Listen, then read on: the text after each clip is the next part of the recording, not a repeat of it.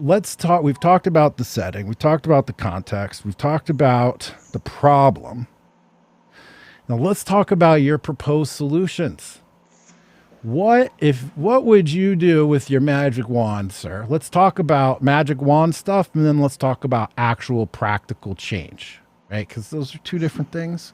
I deal with this on the internet, on Twitter all the time. People wishing they could just make all these other people disappear and return to whatever this or 1965 levels of demographics. Like, people want to wave their. That's one thing, but I'm also interested in day to day. So let's talk about magic wand solution. What is your magic wand solution to these problems? And then from there, we'll talk about actual practical things you would like to recommend. The magic wand solutions. Oh boy, that's always dangerous to ask writers. Your imagination can run really wild. Because I'm often accused of saying, "Oh, well, what he wants is so impossible, is so wild. Who could ever, Sohrab Ahmari's, vision must be so extreme or something." It's something that critics often say. That I've actually, I don't think in magic wand terms. I actually just think in the realistic terms, and I'm perfectly happy to pose those and say, well, do you think that's crazy? If you think that's crazy, let's talk about why you think that's crazy. But it needn't go to the realm of the magic wand. So, for example, we I think that it is extremely bizarre and destructive that prepubescent kids in this country are exposed to. I've already mentioned about hardcore pornography at such a young age. See, we've done so much psychology and social studies to know that rewires the brain, and you know, the harms it does, how guys come to see women, given the fact that they're exposed to porn and so forth. It doesn't take a magic wand. The obscenity laws are still on the books. Both the common law and the federal obscenity laws are still on the books. It's just a question of applying them at some point, especially in the 90s. Despite attempts, believe it or not, by the Clinton administration, we just stopped applying federal obscenity laws to the internet. It's partly court decisions, which did this, and partly just government's choice not to pursue these the kind of perpetrators. The laws are still on the books. Is that crazy? I mean, I think is setting up like opt-in proposals where it's like you have to proactively call your internet service provider to opt in, because otherwise, like, just this sewage just enters your home if you're a family man and you have kids. Europeans do that. Some European states do that. South Korea, it's a democracy, but it regulates pornography much more strictly than we do. I don't think that's a magic wand thing. The idea that that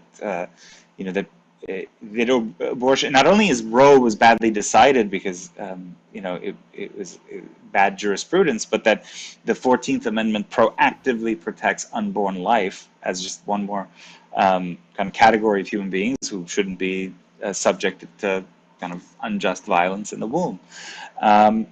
So those are the kind of culture war type issues I would do. I also do think that a lot of the problems that we're talking about, you're right. For example, the social movements that are so corrosive to family, as you said, they go hand in hand with certain economic arrangements. In other words, our elites want to break sexual barriers, but they also want to break national barriers, economic barriers. At every turn, like you said, there's this drive toward removing limits and barriers, and that's worked out particularly badly for working class people. They don't do as well with they don't do as well with the legalization of drugs. You know, when rich kids do drugs, they're okay because if they mess up their lives, they can still fall back on financial cushions. It's working class people who don't. The rise of automation, economic automation, is fine for large corporations. It's again, it's working class people who pay. So in these grounds, I would just be a lot more willing to use state power to level the playing field, and to restrict corporate power. That notion 5 years ago would have sent me running. More state Same. power. Me too. More state power, more state power. That sounds terrible to me. As Ryan Williams pointed out, he didn't, not small government, limited government. You know, that certainly was my first inclination, was always to think, no, whatever the decision is, less government involvement. That would be my old position.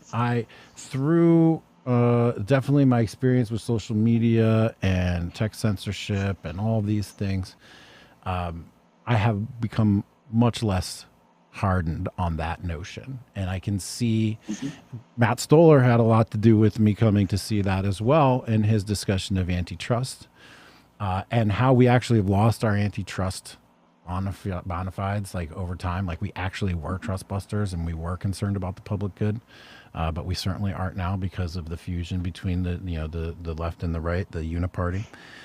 But let's get to the good stuff. Are you a Catholic integralist? If so, if not, either way, can you give me a definition of that?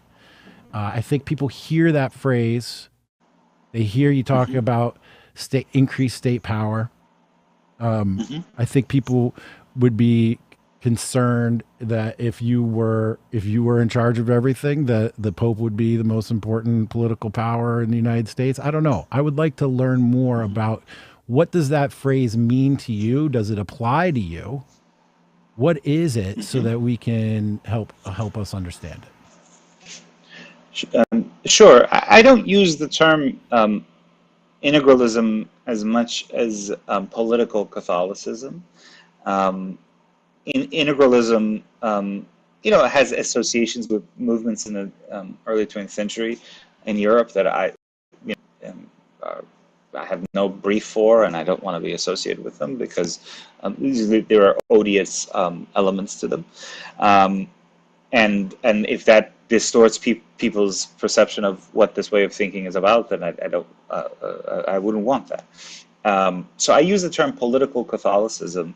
Really, it should just be Catholicism. The political is a sort of unnecessary appendage. That this is really the teaching of the Catholic Church on politics perennially. And here's what that means.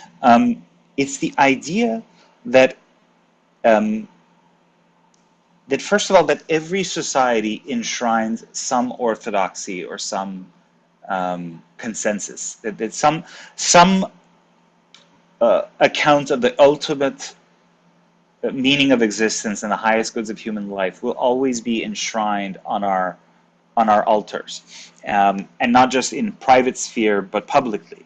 And we see that today. You see it with critical race theory, for example, has been elevated to the status of sort of unquestionable dogma now.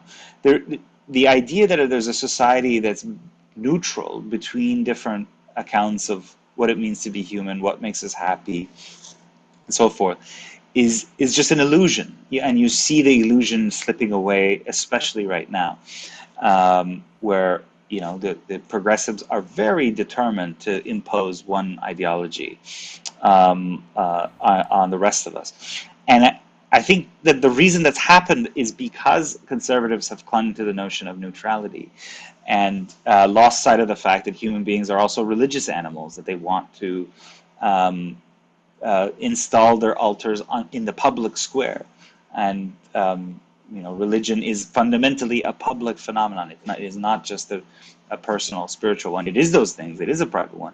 But religion, culture are tied together, and that bond between cult and culture suggests that religion is fundamentally a public phenomenon as well.